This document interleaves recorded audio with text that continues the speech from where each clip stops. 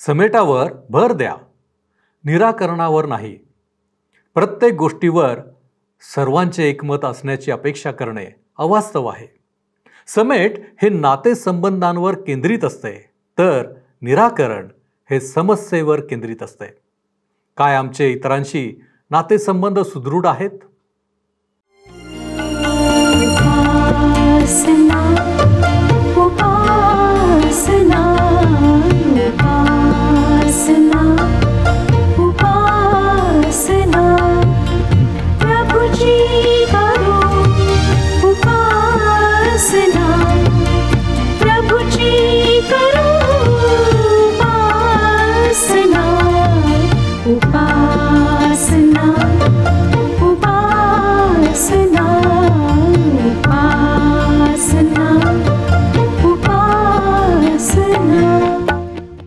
प्रिय बंधू आणि भगिनींनो, आपला तारणारा प्रभू येशू ख्रिस्त याच्या सामर्थ्यवान नावात आपणा सर्वांचे उपासना कार्यक्रमात हार्दिक स्वागत. प्रियांनो, ख्रिस्ताला स्वीकारण्याच्या द्वारे आम्ही विश्वासणारे बनतो. आणि आज अनेक विश्वासणाऱ्यांच्या समोर एक प्रश्न आहे की आम्ही जगाला किंवा जगाकडे कसे पाहावे. जगामध्ये तर द्वेष आहे, क्रोध आहे, पाप आहे. मग अशा वेळी एक विश्वासणारा या नात्याने आम्ही अशा लोकांशी कसे नाते ठेवावे? होय प्रियानो, हल्लीच्या काळात ही समस्या जरूर आहे. परंतु या समस्येच्या उत्तरासाठी आम्हाला आजचे अध्ययन उपयुक्त ठरणार आहे. तर मग चला प्रियानो, आपण शिकण्याचा प्रयत्न करूया आणि पाहू की पौलाने या समस्येचे कसे निराकरण केले आहे. आपण आपल्या अध्ययनाची सुरुवात करूया. श्रोत्यांनो, जर आपणाजवळ नवीन करार आहे तर पौलाचे करिंथकरास दुसरे पत्र उघडा. त्याच्या 5व्या अध्यायाचे आम्ही अध्ययन करीत आहोत. आज आम्ही 5वा अध्याय संपवून 6व्या अध्यायाला सुरुवात करणार आहोत. पौल सुवार्ता सांगण्यासाठी झटला.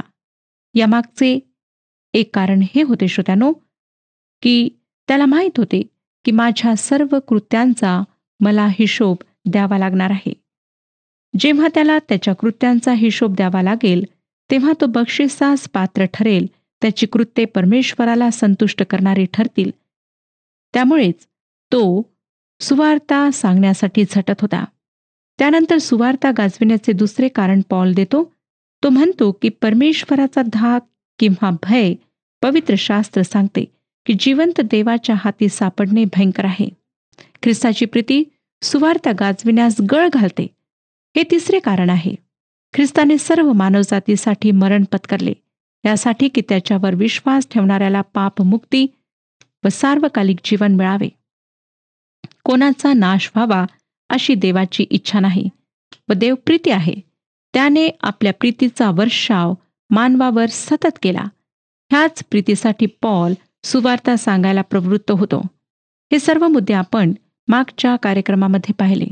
आता आपण 5व्या अध्यायाचे 16वे वचन वाचूया. 5वा अध्याय 16वे वचन सांगते, तर मग आतापासून आम्ही कोणाला देहदृष्ट्या ओळखत नाही, आणि जरी आम्ही ख्रिस्ताला देहदृष्ट्या ओळखले होते तरी आता ह्यापुढे त्याला तसे ओळखीत नाही. श्रोत्यानो, आम्ही लोकांच्या बाह्य स्वरूपावरून त्यांना ओळखत नाही. म्हणजे आता आम्ही लोकांकडे वेगळ्या दृष्टिकोनातून पाहतो. जगामध्ये काळे, गोरे, गरीब, श्रीमंत, सुरूप, कुरूप सर्व प्रकारचे लोक आहेत. परंतु त्यांना आम्ही ह्या विशेषणांच्या साहाय्याने ओळखत नाही, तर त्यांच्या आध्यात्मिक स्थितीवरून त्यांना ओळखतो. जगातले बहुसंख्य लोक हरवलेले आहेत. मला एक विद्यापीठातील प्राध्यापक माहीत आहेत. ते अतिशय बुद्धिमान आहेत, परंतु ते ख्रिस्तामध्ये नाहीत. म्हणून ते एक हरवलेली व्यक्ती आहेत.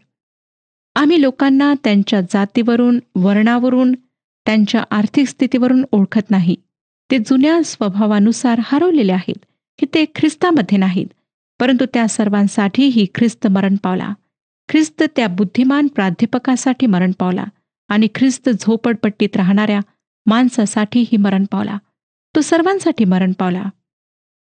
याकोबाने त्याच्या पत्रामध्ये 2ऱ्या अध्यायात या गोष्टीचा उल्लेख केलेला आहे. तो म्हणतो की तुमच्याकडे उंच वस्त्रे परिधान केलेला बोटामध्ये अंगठ्या घातलेला श्रीमंत माणूस आला तर त्याला सन्मानाची जागा द्यायची व जर कोणी गरीब माणूस आला तर त्याला मागे उभे राहायला लावायचे, ही गोष्ट चुकीची आहे.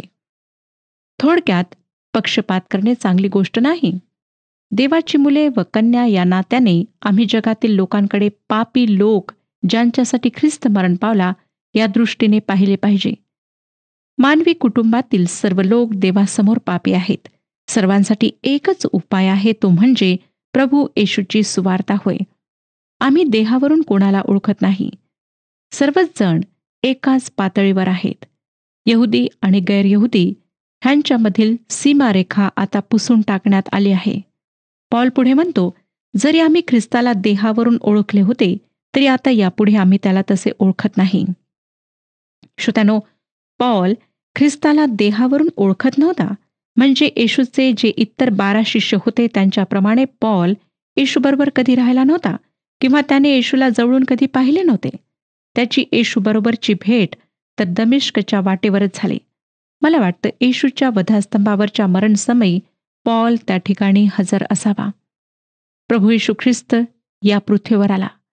तो बेथलेममध्ये जन्मला. नासरेतमध्ये त्याची वाढ झाली. त्याने गालिल प्रांतामध्ये पायी प्रवास केला. काना गावात त्याच्या सुवार्तेला सुरुवात झाली.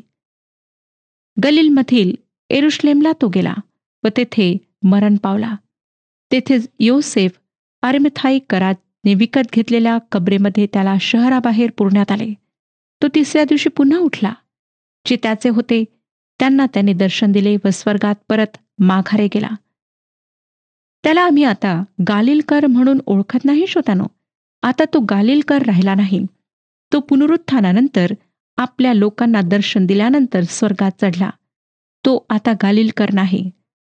काही लोक नाताळाच्या वेळी बेथलेमला जातात. काही लोक पुनरुत्थानाच्या सणात येरुशलेमला जातात. या दोन्ही प्रसंगी ते त्या ठिकाणी गर्दी करतात. पण येशू ख्रिस्त आता गव्हाणीतले बाळ बेथलेममध्ये जन्मलेला नाही आणि ती येरुशलेमेतील ख्रिस्ताची कबरही रिकामी आहे. आमचा पुनरुत्थित प्रभू आता तिथे कसा असेल? आम्ही त्याला आता देहावरून ओळखत नाही. आम्ही त्याला जिवंत प्रभू, जो आमच्यासह आहे, जो आमचे पवित्र आत्म्याद्वारे सहाय्य करतो, त्याला प्रेमळ मित्र म्हणून ओळखतो. तो कसा दिसत होता, तो कसा बोलत होता, तो कसा चालत होता, यावरून आम्ही त्याला ओळखत नाही. तर आम्ही त्याला आमचा जिवंत प्रभू, आमचा तारक व उद्धारक म्हणून ओळखतो. या क्षणी तो प्रभू पित्याच्या उजवीकडे बसलेला आहे. तो गौरवी ख्रिस्त आहे. आम्ही त्याला अशा प्रकारे गौरवी प्रभू पित्याच्या उजवीकडे बसलेला देव जो पुत्र म्हणून ओळखतो. आम्ही त्याला आता देहावरून ओळखत नाही. म्हणून देवाचे वचन आम्हाला सांगते की आम्ही ख्रिस्ताबरोबर मरण पावलो व त्याच्याबरोबर उठलो आणि आता त्याच्यासह स्वर्गीय ठिकाणी आहोत. 5वा अध्याय 17वे वचन पहा. म्हणून जर कोणी ख्रिस्ताच्या ठायी असेल तर तो नवी उत्पत्ती आहे. जुने ते होऊन गेले, पहा ते नवे झाले आहे. ह्या ठिकाणी आम्हाकरिता फार जबरदस्त असे विधान करण्यात आले आहे.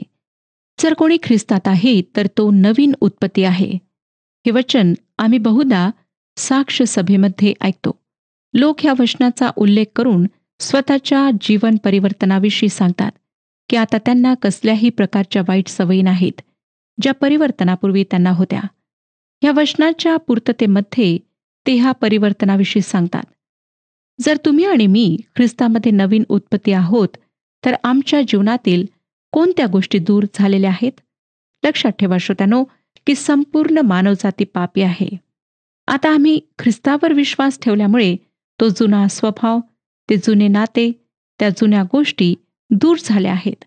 आता आमचे आदामाशी कुठलेच नाते नाही. जगी गोष्टींची आमचा काही संबंध नाही. आम्ही ख्रिस्तासोबत जोडल्या गेलो आहोत. विश्वासणाऱ्यांच्या शरीरात आमचा बप्तिस्मा झाला आहे आणि आम्ही ख्रिस्ताचे आहोत. जुन्या गोष्टी जाऊन आता नवीन गोष्टी आल्या आहेत. म्हणजेच ख्रिस्ताशी जुळलेले आमचे नाते आता आमचे गौरवी ख्रिस्ताशी नाते आहे.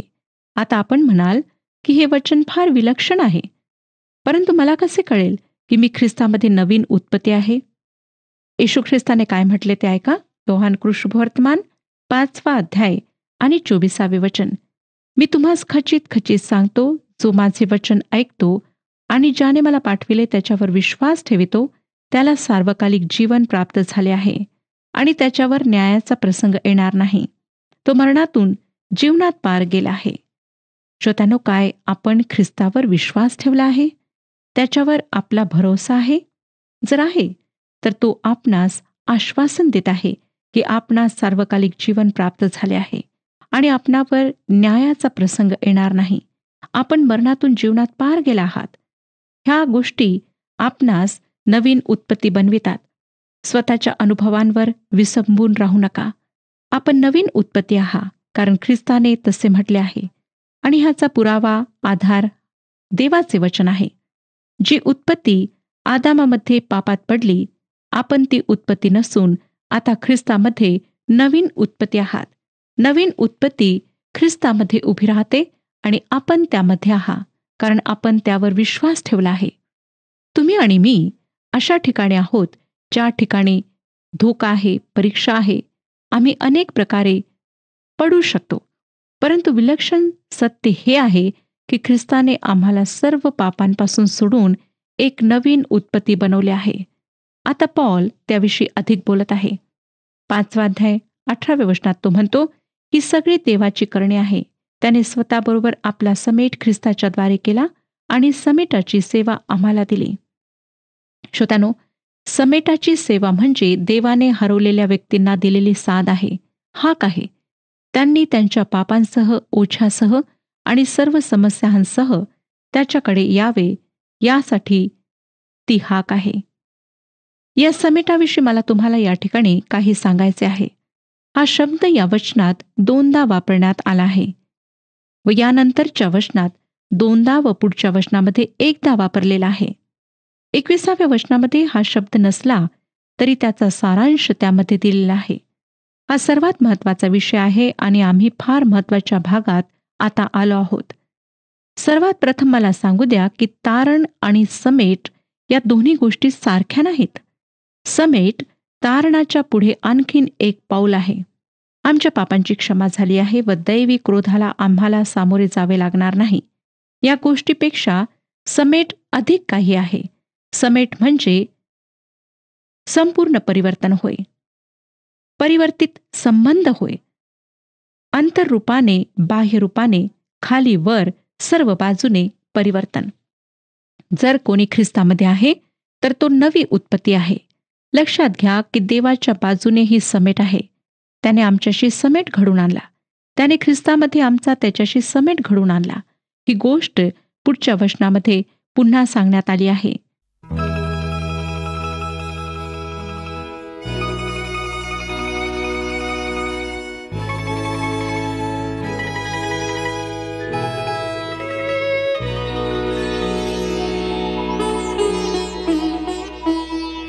ख्रिस्ता तुझ्यावरी प्रेम वाढो, माझे तुझ्यावरी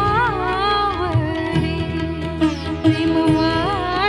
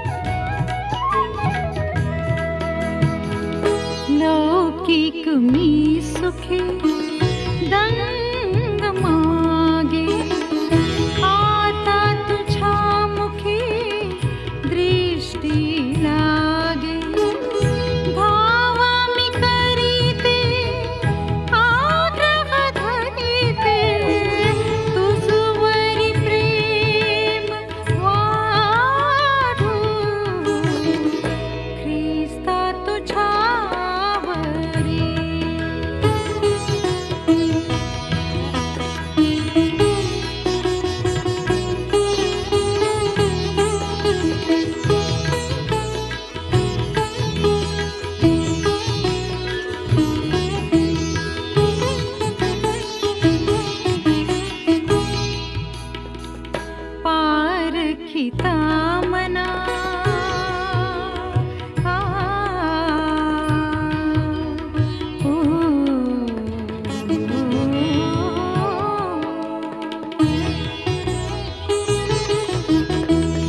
पारखिता मना दुःख हो ज्वालाही लागता हीण जाऊ अगणित पोळता मी म्हणे सर्वथा तुझवरी प्रेम वाढो ख्रिस्ता तुझ्यावरी प्रेम वाढो माझे तुझ्यावरी प्रेम वाढो ख्रिस्ता तुझ्यावरी पाया मी पडते अर्जी करीते तुझवरी प्रेम वाढो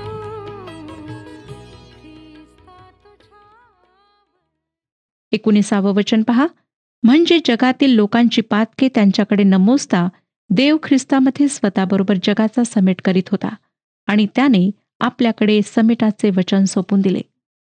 श्रोत्यांनो, संपूर्ण परिवर्तन घडविण्याची सेवा म्हणजे समेट होय.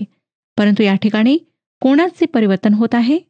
परमेश्वर तर कधीही न बदलणार आहे. तो आज काल आणि युगानुयुग सारखाच आहे. देवाचे वचन सांगते की देवाने आमचा त्याच्या स्वतःशी समेट घडवून आणला. त्याने ख्रिस्तामध्ये जगाचा स्वतःबरोबर समेट घडवून आणला. जगाशी समेट झालेला आहे व तो देवाने केला आहे. आपण जगाकडे पाहतो तेव्हा आपल्याला दिसते की जग आपल्याच पापी मार्गाने चालत आहे. प्रत्येकजण स्वतःच्याच मार्गात चालत आहे. परंतु ख्रिस्तामध्ये देवाने जगाशी समेट केला आहे. त्याने ख्रिस्ताच्या मृत्यूद्वारे समेट घडवला आहे. समेटाची ही सुंदर सेवा ख्रिस्ताने केली आहे. या संदर्भामध्ये पवित्र शास्त्रातला एक उतारा मला आपणाला सांगू द्या. कलसीकरास पत्र 1 अध्याय 20 ते 22 वचने. कलसीकरास पत्र 1 अध्याय 20 ते 22 वचने सांगतात, आणि त्याच्या वधस्तंभावरील रक्ताच्याद्वारे शांती करून त्याच्याद्वारे जे सर्व काही आहे ते सर्व पृथ्वीवरील असो किंवा स्वर्गातील असो त्याचा स्वतःबरोबर त्याच्याद्वारे समेट करावा हे पित्याला बरे वाटले. जे तुम्ही पूर्वी परके व दुष्कर्मे करीत मनाने वैरी झाला होता त्या तुमचा आता त्याने स्वतःच्या रक्तमांसाच्या देहात मरणाच्या द्वारे समेट केला आहे, यासाठी की त्याने तुम्हास पवित्र, निष्कलंक व निर्दोष असे आपणासमोर उभे करावे. या वचनाची तुलना फिलिप्पियरास पत्र ह्याच्या 2 अध्यायाच्या 10व्या वचनाशी आपण करूया. फिलिप्पियरास पत्र 2 अध्याय आणि 10वे वचन. ह्यात हेतू हा की स्वर्गात, पृथ्वीवर व पृथ्वीखाली प्रत्येक गुडघा येशूच्या नावाने टेकला जावा. हे वचन आम्हाला सांगते की आकाशात व पृथ्वीवर व पृथ्वीखाली जे आहे त्यातील प्रत्येक गुडघा येशूच्या नावाने टेकावा.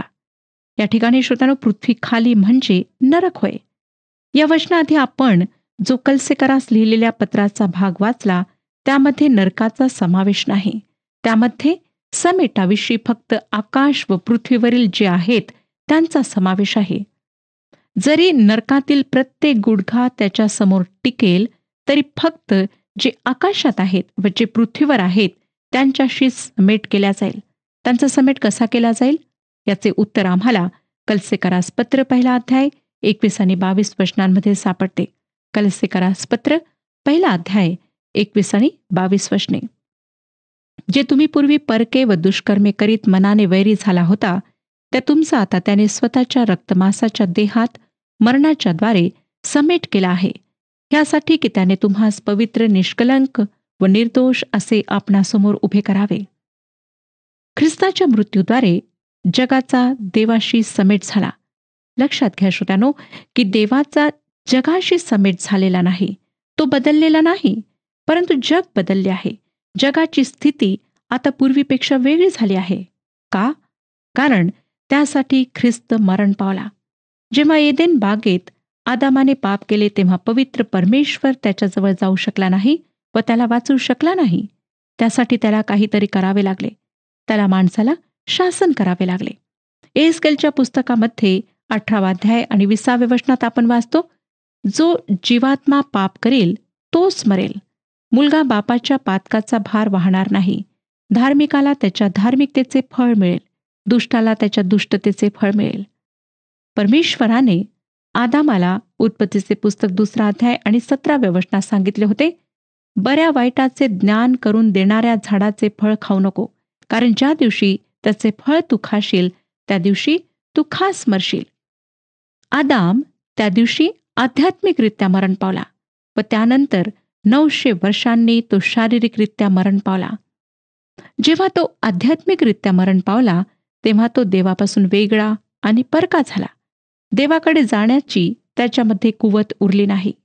श्रोत्यानो, जगाची स्थिती हीच आहे आणि देवाला त्याचा न्याय करावा लागला. आता ख्रिस्ताच्या मृत्यूमुळे जगाची स्थिती बदलली आहे. आज देवाने या हरवलेल्या जगाकडे आपला हात पसरला आहे. तो या हरवलेल्या जगाला म्हणतो, आता तुम्ही माझ्याकडे येऊ शकता. अगदी भयंकर पापी माणूसही त्याच्याकडे येऊ शकतो. आज तुम्ही कोणीही असलात तरी हरकत नाही, तुम्ही त्याच्याकडे येऊ शकता. ख्रिस्त आम्हातील प्रत्येकासाठी मरण पावला, म्हणून पवित्र परमेश्वर आमचा न्याय करणार नाही. आता जे कोणी त्याच्याकडे येतात त्यांना तारण्यासाठी तो त्यांच्याकडे येतो. ख्रिस्ताने आमच्या वाटेची सर्व शिक्षा स्वतःवर घेतली. त्यामुळे आता जगाचा देवाशी समेट झाला आहे. देवाला जिंकण्यासाठी, त्याचे लक्ष वेधून घेण्यासाठी तुम्हाला काही करायची गरज नाही. काही लोकांचा स्वतःच्या प्रयत्नांवर व बुद्धिमत्तेवर फार विश्वास असतो आणि आमच्या प्रयत्नांशिवाय आम्ही देवाला जिंकू शकणार नाही, संतुष्ट करू शकणार नाही असे त्यांना ठामपणे वाटते. त्यांना जर सांगितले की पापी मानवाचा पवित्र परमेश्वराशी समेट ख्रिस्ताद्वारे घडविण्यात आला आहे, आता ख्रिस्ताद्वारे देवाकडे जाण्याशिवाय आपल्याला काही करावे लागणार नाही, तर ही गोष्ट त्यांना समजत नाही, त्यांना पटत नाही. क्षणभर विचार करा श्रोत्यानो, की तुम्ही तुमच्या प्रयत्नांनी पवित्र परमेश्वराला कसे संतुष्ट करू शकाल, कसे त्याच्याशी समेट करू शकाल. समेटाचे महान कृत्य पवित्र प्रेमळ परमेश्वराने ख्रिस्ताद्वारे केलेच आहे. आम्हाला त्या समेटाला प्रतिसाद द्यायचा आहे. आता 20 वचन पुढे सांगते, म्हणून देव आम्हाकडून विनवीत असल्यासारखे आम्ही ख्रिस्ताच्या वतीने वकिली करीतो. देवाबरोबर समेट केलेले असे तुम्ही व्हा, अशी आम्ही ख्रिस्ताच्या वतीने विनंती करीतो. वकील किंवा राजदूत कोण असतो?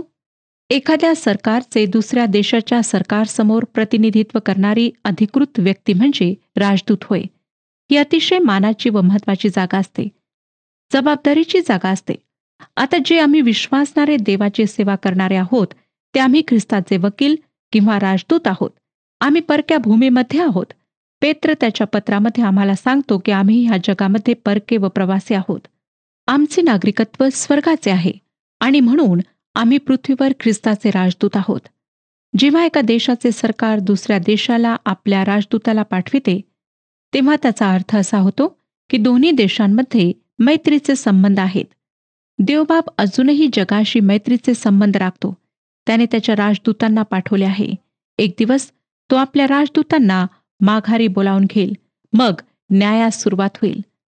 श्रोत्यानो, जेव्हा माणसाने पाप केले तेव्हा परमेश्वराने आपल्या पावित्र्यामुळे जगाकडे पाठ फिरवली, परंतु त्याची जगावर प्रीती होती. म्हणून त्याने आपल्या एकुलत्या एका पुत्राला वधस्तंभावर प्राण अर्पण करण्यासाठी पाठवले. आता आपले दोन्ही हात पसरून प्रभू परमेश्वर जगाला म्हणत आहे, तुम्ही माझकडे येऊ शकता. आम्ही त्याचे राजदूत आहोत श्रोतानो, आणि राजदूत या नात्याने आम्हाला लोकांना सांगायचे आहे की परमेश्वर तुमचे तारण करण्याकरिता तयार आहे. तो तुमची वाट पाहत आहे. आता पुढे 21 वचन वाचूया. ज्याला पाप ठाऊक नव्हते त्याला त्याने तुमच्या आमच्याकरिता पाप असे केले, ह्यासाठी की आपण त्याच्या ठाई देवाचे नीतिमत्व असे व्हावे. ख्रिस्ताने माझी जागा घेतली व मला त्याची जागा दिली. मला त्याने नीतिमत्वाचे वस्त्र घातले. माझ्या प्रिय बंधू भगिनींनो, तुम्ही ही समेटाची सेवा या हरवलेल्या जगाकरिता करीत आहात काय? आज जगाला ह्या सेवेची गरज आहे. जगाला आज तारणाची गरज आहे. आता आपण 6व्या अध्यायाला सुरुवात करूया. 6व्या अध्यायाचं पहिलं वचन सांगतं, आम्ही त्याच्या सहकार्य करिता विनंती करीतो की तुम्ही देवाच्या कृपेचा स्वीकार व्यर्थ होऊ देऊ नये. हा उतारा देवाचे सेवक व मंडळीचे सभासद ह्या दोघांनाही उद्देशून लिहिण्यात आला. काही लोकांना शिकवण्याचे कृपादान देण्यात आले आहे. काहींना देवाचे सेवक होण्याचे कृपादान दिल्या गेले आहे, तर काहींना प्रेषण कार्याचे कृपादान देण्यात आले आहे. ख्रिस्ताच्या शरीरातल्या प्रत्येक अवयवाला म्हणजे मंडळीतल्या प्रत्येक सभासदाला काही ना काही दान देण्यात आलेले आहे. आज आम्हातील प्रत्येकाला आमच्या दानांचा उपयोग देवाच्या सेवेकरिता, त्याच्या गौरवाकरिता आणि इतर लोकांना ख्रिस्ताच्या राज्यात आणण्याकरिता करायचा आहे. दुसरं वचन पुढे सांगतं, कारण तो म्हणतो, अनुकूल समयी मी तुझे ऐकले व तारणाच्या दिवशी मी तुला सहाय्य केले. पहा, आताच समय अनुकूल आहे. पहा, आताच तारणाचा दिवस आहे. श्रोत्यानो, खूप लोक म्हणतात, ख्रिस्ताकडे आत्ताच यायची मला गरज नाही, पुढे केव्हा तरी मी येईन आणि पाहीन. परमेश्वर फार दयाळू आहे, तो अति कृपाळू आहे, म्हणून त्याला आम्ही गृहीत धरू शकत नाही. तो जसा कृपाळू आहे तसा तो न्यायी देखील आहे. मृत्यू येईपर्यंत आम्ही का वाट पाहावी? होऊ शकतं की आमच्यातील काही लोकांना आज किंवा रात्री मृत्यू गाठेल. म्हणून श्रोत्यांनो, जेव्हा परमेश्वर आम्हाला वेळ देत आहे तेव्हाच आम्ही पश्चाताप करावा आणि आपल्या पापांची क्षमा प्राप्त करून ख्रिस्ताला तारणारा म्हणून स्वीकारावे. देवाचे वचन सांगते, आजच तारणाचा दिवस आहे. आताच ती देवाने मान्य केलेली वेळ आहे. परमेश्वर आपणा सर्वांस आशीर्वाद देव. हा कार्यक्रम आपणास आवडला काय? आता आम्हाला एक मिस कॉल करा आणि आपण पुढील विजेता होऊ शकता.